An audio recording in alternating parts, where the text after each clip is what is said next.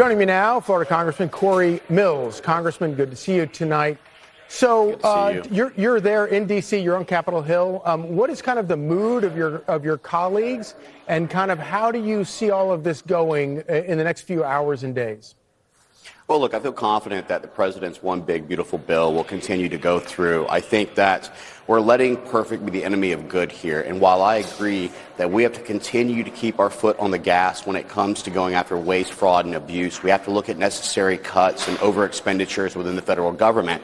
Let's go over the top three things. In 2024, we ran on a complete campaign tear that we're going to secure our borders, we're going to help our middle-class workers and companies, and that we're going to strengthen our military. This bill puts $150 billion into our military. This allows us to get Indo-PACOM fight back into the mix. We've seen recruitment go through the roof, as you talked about. We're on a gangbusters, as the Air Force General had pointed out. We're looking at increasing quality of life for the spouses and family members. You're looking at maintaining the tax cut, Charlie, that would keep businesses at a 21% rate as opposed to a 43.4% tax hike. That is crippling for most businesses and would likely lead to a recession. And as you note, our stock market has gone through the roof thanks to the Trump economy.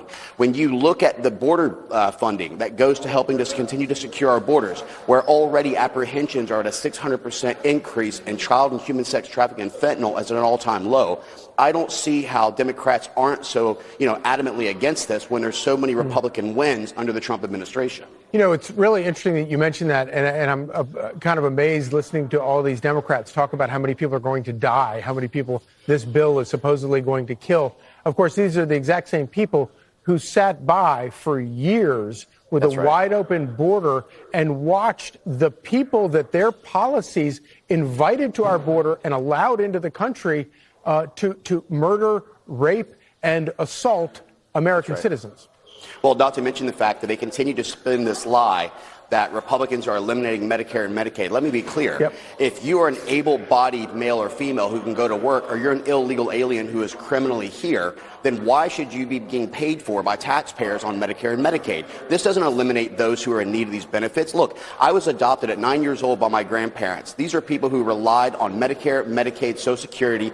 When my grandfather had quadruple pass, he relied on disability. You think that I'm going to touch any of that to hurt our elderly or to hurt those who are in need? Absolutely not, and neither is any other Republican. What we will do, though, is stop the waste, fraud, and abuse by able-bodied men and women who are taking advantage of the benefits, or criminal migrants who are here and who are on benefits that they're not deserving of.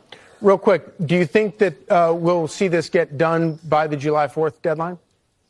I do. I'm positive that the president has given a direct message on how this improves things. Our leaderships continue to support it, and as well as for myself and others who are trying to continue to show all the positive moves that this makes for the American people and for the middle-class workers. Congressman Corey Mills, thank you. Thank you.